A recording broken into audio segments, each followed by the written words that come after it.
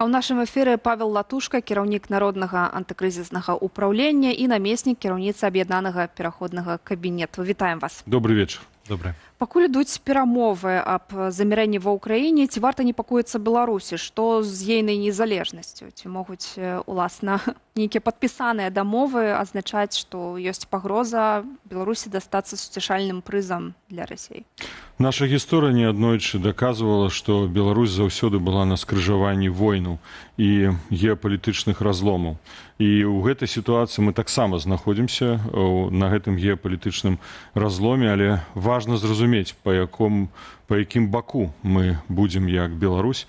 Калі Беларусь будзе з боку захада, як гэта мэта, стратэгічная мэта, якую мы ставім для сябе, то тады будзе захавана незалежнасць, суверэнітэт Беларусі. Калі мы апынемся на ўсходзе, то значыцца гэтай суверэнітэт і незалежнасць, нягледзячы на ўсе абяцанні Расіі, Крамля, Пуціна аб тым, што яны дадуць гарантыі бяспекі для Украіны, пра Беларусь, дарэчы, ні слова не гаворыцца, гэта пагроза будзе пастаяннай і перманентнай. Але гэта не пытанне аднаго дня, гэта пытанне сённяшняга дня. І я думаю, што важна, каб і ў Вашынгтоне, і заўтра нашы партнёры пра гэта казалі і прадпрымалі адпаведныя дзеянні, каб гарантаваць права беларусам свайго ўласнага выбару, вырашэння лёсу сваёй дзяржавы. А што б гэта гарантавала? Замацаванне статуса Беларусі ў мірнай дамове? Фармальна ўсё гарантуе на сённяшні дзень. І міжнароднае права, і АБСЕ, членам якой з'яўляецца Беларусь, і двухбаковыя дамовы аб добрасуседстве і супрацоўніцтве, якія мы маем,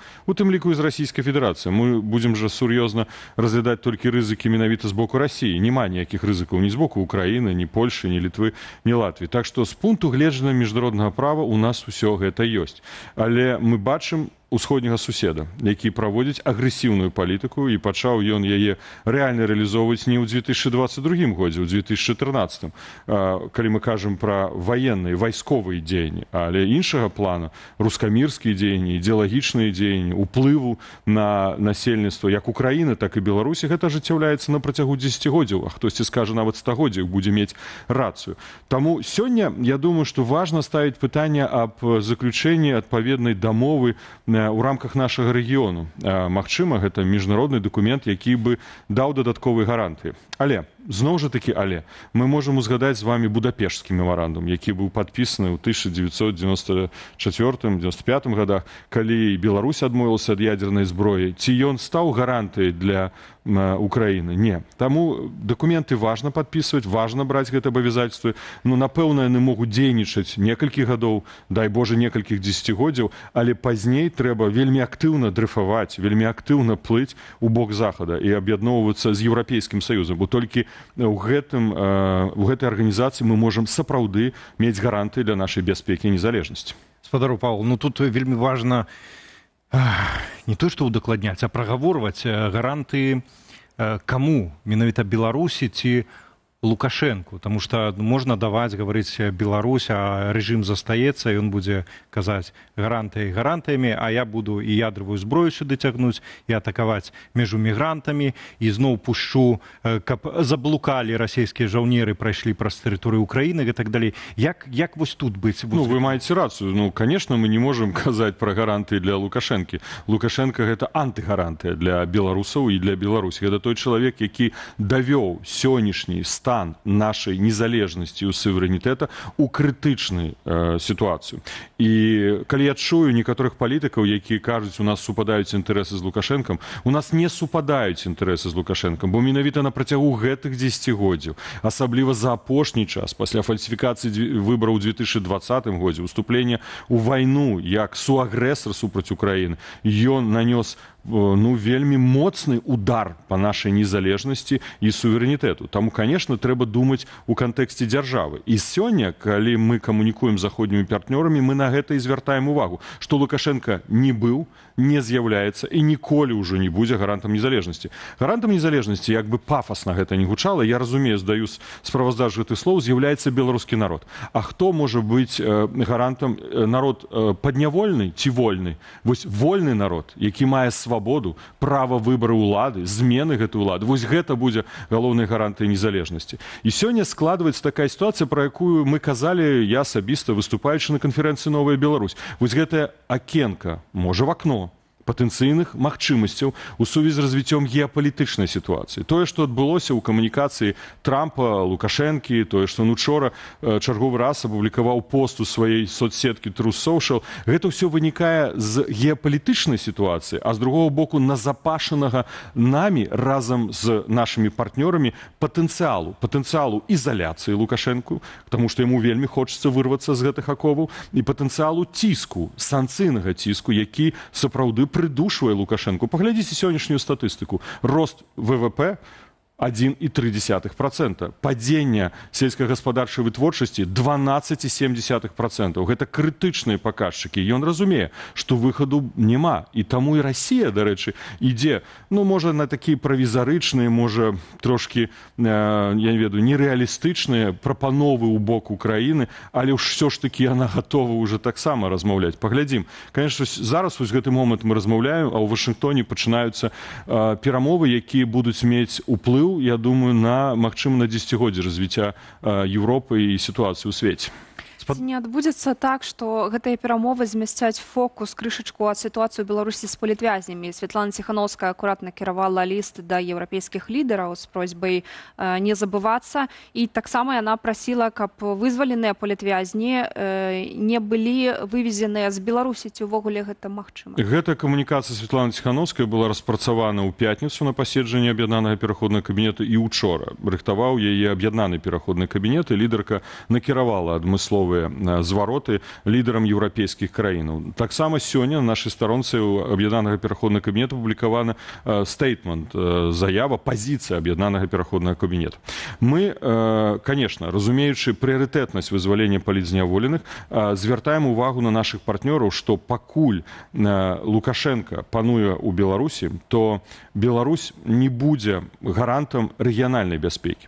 Таму на сённяшні дзень, конечно, мы зыходзім з прыярытэта. Трэба скарыстацца з гэтага моманту, каб вымусіць на Лукашэнку вызвалення 1300 плюс палітычных зняволеных, бо мы дакладна з вамі, шчыра кажучы, не ведаем, колькі іх, колькі на хіміі знаходзіцца, колькі выкінута з краіны людзей, колькі крымінальных справаў завочна узбуджана, і гэтак далей, гэтак далей. Таксама спыніць рэпрэсію ў Беларусі, бо калі вызваленне адбудзецца, і мы вельмі хочам, каб гэта адбылася, і мы ўдзячны прэзідэнту Злучаных Штатаў Амерыкі за тое, што ён робіць гэтыя намаганні, вельмі дакладна, вельмі так мэтанакіравана, то не спыняючы рэпрэсіі, заўтра ўсё паўторыцца яшчэ раз.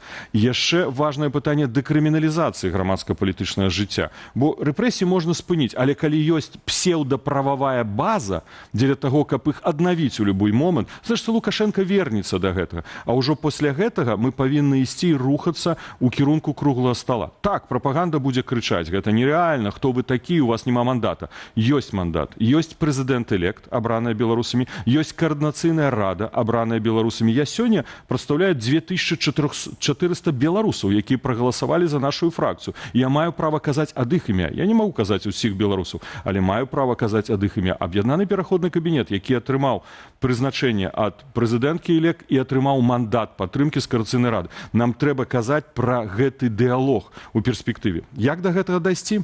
Ці ёсць шансы?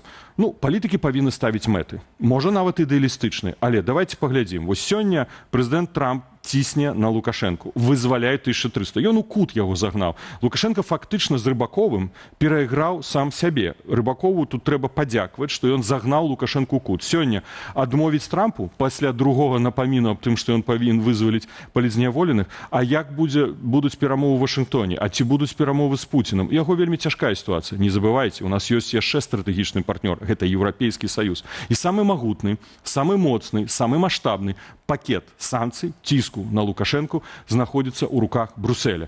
І мы дасылаем, і заўтра у меня будуць сустрэчы і з паслом Фінляндыі, і з паслом Італіі, з прадстаўнікамі дыпламатыі Германіі, Францыі. Мы будзем дасылаць ім вельмі дакладны месседж. Не змяншаць ціск на рэжым Лукашэнкі, пакуль ён не перайдзе да наступных крокаў. Вызвалення палітзняволеных – гэта кейс Злучаных Штатаў Амерыкі. Дадатковыя крокі – гэта ўжо тэматыка для Еўрапейскага Саюза. Геапалітычная сітуацыя можа нам дазволіць у перспектывы, хто ведае, і каб гэты круглы стол адбудзецца. Мы будзем намагацца, каб гэта адбылося. Ведаеце, вось наконт супадзення інтарэсаў Лукашэнкі і нацыянальных інтарэсаў Беларусі, мне падабаецца метафора, якую я пачуў пра то, што Лукашенко это такая апошняя стадыя раку, калі як бы і дабівае арганізм і выразаць яго, ну дык это адразу смерць папросту яе пахучаць, і вось да такого стану давёў Беларусь. Спадару Павел, наконт ціску, дык што тады рабіць? Это хіміятэрапія санкцыямі працягваць, ці это нейкае хірургічнае ўмяшальніцтва? Як вы бачыце сітуацыю вось сёння? У нас складаная сітуацыя. У нас фактычна 3 галоўныя мэты. Першае, гэта вызваліць палізняволеных, якія пакутуюць і паміраюць у турмах. І гэта прыярытэт. У нас ёсць задача даць гарантыі бяспекі, незалежнасці Беларусі. І у нас ёсць задача, як пазбавіцца ад рэжыму Лукашэнкі. Гэта 3 прыярытэтных стратэгічных задач. І гэта даволі цяжка адначасна разруліць, дайсці да гэтага выніку. Гэта выклік для нас усіх. І я хацеў бы звярнуцца да ўсіх тых, хто бачыць перад сабой гэтыя задачы, дапамагаць сёння. Не крытыкаваць, а ўзмацняць нашу пазіцыю, у тым ліку з камунікацыяй з грамадствам, з камунікацыяй з нашымі партнёрамі ў Еўрапейскім Саюзе. Скажу так, Лукашенко сёння прыціснуты сітуацыяй. З аднаго боку, ён бы марыў аб тым, каб перамовы аб міры ці вайне, ну, дай Бог, аб міры адбыліся ў Мінску. Але дзеля таго, каб яны адбыліся, ён павінен выканаць адпаведную мову. Ён, дарэчы, сам пра гэта казаў. Я ўзгадваў на сваіх сацыяльных сетках у інтэрв'ю, здаецца, і на Белсаце, што мы публікавалі яшчэ 19 сакавіка, пазней 16 чэрвеня. Ён казаў яшчэ ў 2019 годзе: я хачу, каб у хуткім часе, бліжэйшымі гадамі, Мінск стане сталіцай Злучаных Штатаў Амерыкі. Паглядзіце пул першага за апошнія дні. Там напісана: і Мінск стане сталіцай Злучаных Штатаў Амерыкі, але з прэзідэнтам Лукашэнкам. Ён марыць, каб Трамп прыехаў туды. Каб гэта адбылося на двухбаковым узроўні, я не веру, гэта нерэалістычна, але шматбаковым тэарэтычна так. Вось тады ён павінен выканаць максімальную колькасць перадумоваў, каб гэта адбылося. Другі фактар, альбо аб'яднаны, разам з гэтым ён хоча зняць санкцыі. Вось калі ён хоча зняць амерыканскія санкцыі, ён таксама павінен выканаць адпаведную мову. Мы амерыканскім партнёрам яшчэ ў студзені, у лютым перадалі вельмі дакладную пакрокавую стратэгію нашага бачання. Зразумела, амерыканскі бок вырашае сам, як праводзіць перамовы, як мы гэта бачым. І ў гэтых менавіта кроках распісана нашае бачанне, што павінен рабіць рэжым. Сёння мы бачым, што сапраўды прэзідэнт США бярэ ініцыятыву ў свае рукі, і я не хачу перацягнуць коўдру на кабінет, на НАУ ці на Светлану Ціхановскую. Усе разам. Усе разам. Давайте тут не спрачацца. Ці хтосьці напісаў факс у самалёт Лукашэнкі, саветніку Трампа, і он пазней пазваніў Лукашэнку. Давайте будзем рэалістамі. Усе, хто працуе на гэта, да і дзякуй Богу, мы ўсе ідзем да адной мэты. Вызваліць людзей, спыніць рэпрэсіі, дэкрыміналізаваць жыццё і далей прымушаць гэты рэжым пайсці на транзіт. Гэта можа яшчэ больш далёкая мэта. Давайте аб'ядноўвацца ў гэтай стратэгіі, а не проста баўбатаць ці казаць: давайте пачакаем до 2035 года. Мы чулі на канферэнцыі такія галасы: нічога не трэба рабіць, давайте разыдземся, в 2035 годзе збярэмся. Вось, яно в акно магчымасцяў. Вы прапанавалі дэкрыміналізаваць заканадаўства, каб сапраўды гэта вельмі важны крок, каб палітвязні і беларусы паўторна не падвергаліся рэпрэсіям. Але як вы бачыце рэалізацыю гэтага? Як можна націснуць на Лукашэнку, каб ён пайшоў менавіта на адкрутку тых... Ну, разумееце, калі мы камунікавалі з амерыканскім бокам, у мяне былі сустрэчы ў маі з дэлегацыяй дзярждэпартамента. Пазней у чэрвені я прысутнічаў на сустрэчы больш шырокай, дзе былі прадстаўнікі дзярждэпартамента США у Брусэлі і двухбаковыя перамовы у Светланы Ціхановскай перадусім. Павел, давайте мы перервемся на хвіліночку, бо ўжо цяпер пад'ехаў Уладзімір Зеленскі ў Белы дом, і яго сустракае Дональд Трамп. Прапаную паглядзець разам гэтыя кадры. Кадры, якія, ну, напэўна, чакалі ўсе, таму выбачаемся перад вамі, што перарвалі. Аднак гістарычны момант. Гістарычны момант, сапраўды, бо ведаміш, спадар Зеленскі крыху запазніўся, едучы, але спадзяёмся ўсё-такі гэта ніяк не адаб'ецца. Было шмат інсінуацый наконт таго, там будзе з гальштукам, будзе піджаку, такія, здавалася б, дробязныя рэчы на тле развязання лёсаў цэлых краінаў, цэлых народаў. Дональд Трамп па-братэрску так Уладзіміра Зеленскага запрасіў у Белы дом. Але чырвонай дарожкі няма. Я не бачыла рукапацісканняў, так і чырвонага дывана таксама не было. Я думаю, што і мы казалі таксама падчас канферэнцыі была сустрэча з амерыканскай дэлегацыяй. Мы размаўлялі ў тым ліку ў кантэксце, што павінна быць зроблена з санкцыямі.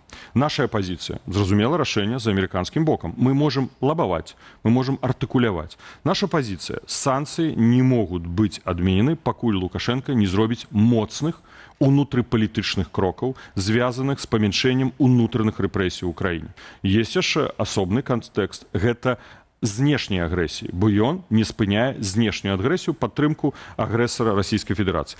І тут з улікам досведу Лукашэнкі, які ўжо, на жаль, пануе на Беларусі 31 год, ён неаднойчы падмаўдаваў і амерыканцаў, і еўрапейцаў. Мы кажам нашым партнёрам, нельга адмяняць санкцыі, можна прыпыняць санкцыі. І санкцыі толькі на тое, каб спыніць рэпрэсіі і вызваліць усіх палізняволеных. Калі ён парушае гэтыя дамоўленасці, фармальна тут не падпісваецца дакументаў. Гэта дыпламатычныя дамоўленасці. Я прысутнічаў, як было, мой лёс, все ведаюць, яшчэ на тым баку ў 2015 годзе. Гэта вусныя дамоўленасці. Так вось, калі ён парушае, санкцыі аўтаматычна вяртаюцца. І вось мы гэта просім нашых партнёраў. І давайце не забываць, што ёсць яшчэ Еўрапейскі Саюз, да якога мы звярнуліся ў нашым стейтменце аб'яднанага пераходнага кабінета, што пакуль Лукашенко не зменіць палітыку, мы выступаем за нарошчванне ціску.